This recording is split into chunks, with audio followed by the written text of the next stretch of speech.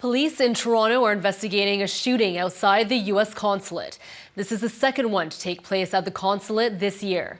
Global's Victoria Femia is on scene with the very latest. So Victoria, what is the latest? What are we hearing from authorities? What are they saying about this shooting?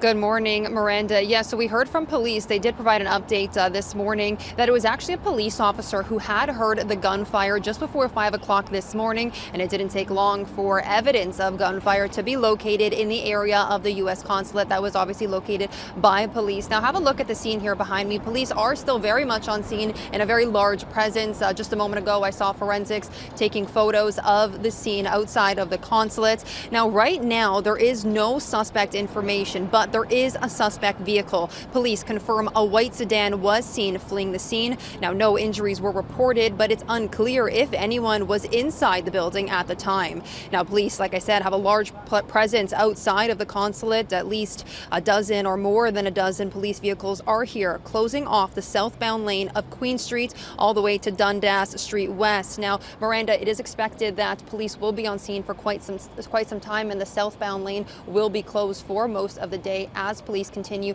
to investigate this shooting outside of the consulate here this morning. Miranda.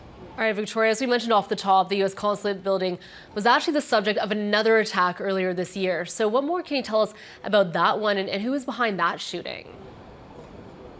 Yeah, it was back in March that shooting had happened at the consulate, and we know that police have made arrests with regards to that shooting. I can tell you the name here. In the aftermath of that shooting, police revealed that while they had made arrests and seized firearms, the person that was arrested in connection to this was 19-year-old Zara Jabi. Again, he was arrested and does face multiple charges, and police have linked it to a criminals for hire network. So obviously some concern there. And Miranda, you may remember that with regards to that shooting, police did execute a raid in June, and during that raid, a Toronto Police Constable, Mark Pinizzotto, he was shot and killed while executing that raid. Again, that was in connection to the U.S. Consulate, and the raids were also connected to synagogues and businesses, shootings in those areas as well. So lots of concern, especially now following what happened here this morning.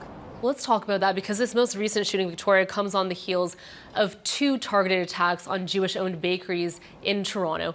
Just how concerned are officials about these acts of violence? Yeah, definitely very concerned, Miranda. Now, police, I just want to mention, police have not made a connection to this incident and the incidents that happened yesterday, the shooting and then the attack on the second location of the bakery. But there is a lot of concern. I mean, Toronto police have said they will deploy more officers in Jewish communities and at these businesses to continue patrolling the area. And they say they're going to do everything they can to investigate what had happened there. Also, Mayor Olivia Chow, she had weighed in as well. Have a listen to what she had to say about these incidents. Any kind of hate really have no place, and we in Toronto, we will see what else we could do, but anyone that is committing a crime should be arrested and punished. Now, again, no connection between what happened yesterday and what happened here this morning. And we are on scene. We are expecting an update from police sometime this morning to get a little more information as to what had happened here. And maybe if there is a connection, if they can confirm that, we will keep you updated as the day goes on and as more information becomes available. But again, we do know a white sedan was seen fleeing the area after gunshots, and evidence of gunfire was seen and heard outside of the U.S. Consulate this morning. Miranda. All right, that is our Victoria Femia reporting from downtown Toronto. Thank you, Victoria.